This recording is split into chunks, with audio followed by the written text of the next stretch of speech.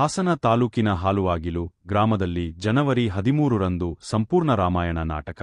ಜನವರಿ 13ರಂದು ರಾತ್ರಿ 8 ಗಂಟೆಗೆ ಹಾಸನ ತಾಲೂಕಿನ ಹಾಲುವಾಗಿಲು ಗ್ರಾಮದಲ್ಲಿ ಶ್ರೀ ಆಂಜನೇಯ ಕೃಪಾಪೋಷಿತ ನಾಟಕ ಮಂಡಳಿ ವತಿಯಿಂದ ಹಾಸನ ನಗರದ ಯುವ ನಿರ್ದೇಶಕ ಹೇಮಂತ್ ದೇವರಾಜ್ ಅವರ ದಕ್ಷ ನಿರ್ದೇಶನದಲ್ಲಿ ಸಂಪೂರ್ಣ ರಾಮಾಯಣ ಎಂಬ ಸುಂದರ ಪೌರಾಣಿಕ ನಾಟಕ ಅಭಿನಯಿಸುತ್ತಿದ್ದು, ಹೆಚ್ಚಿನ ಸಂಖ್ಯೆಯಲ್ಲಿ ಆಗಮಿಸಿ ಕಾರ್ಯಕ್ರಮದ ಯಶಸ್ವಿಗೆ ಸಹಕರಿಸಬೇಕೆಂದು ನಾಟಕ ಮಂಡಳಿ ಮುಖ್ಯಸ್ಥರು ಮನವಿ ಮಾಡಿದರು.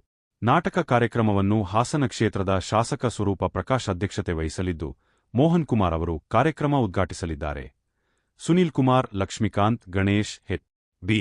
ಚಂದ್ರೇಗೌಡ ಸೇರಿದಂತೆ ಹಲವು ಗಣ್ಯರು ಭಾಗವಹಿಸಲಿದ್ದಾರೆ.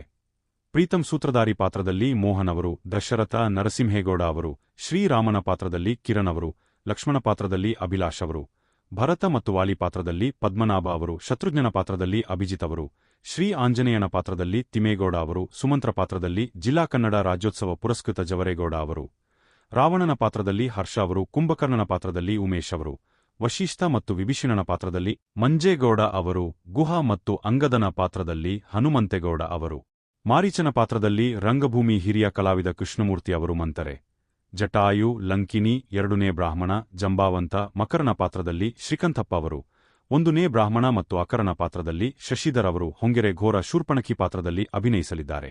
ನಾಟಕದ ಕಾರ್ಯಕ್ರಮಕ್ಕೆ ಗ್ರಾಮಸ್ಥರು, ಕಲಾಭಿಮಾನಿಗಳು, ಕಲಾರಸಿಕರು, ಕಲಾಪ್ರೋತ್ಸಾಹಕರು ಹಾಗೂ ಜಿಲ್ಲೆಯ ಹಿರಿಯ ಕಲಾವಿದರು ಹೆಚ್ಚಿನ ಸಂಖ್ಯೆಯಲ್ಲಿ ಬಂದು ಕಾರ್ಯಕ್ರಮದ ಯಶಸ್ವಿಗೆ ಸಹಕರಿಸಬೇಕು ಎಂದರು.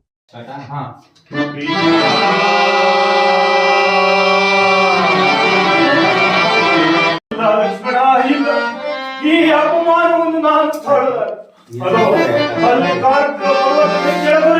ಪ್ರಾಣತ್ಯಾಗ ಮಾಡಿಕೊಳ್ಳುವುದು. ನಾನು ನಿನ್ನನ್ನೇ ಸ್ಟಾರ್ಟಾ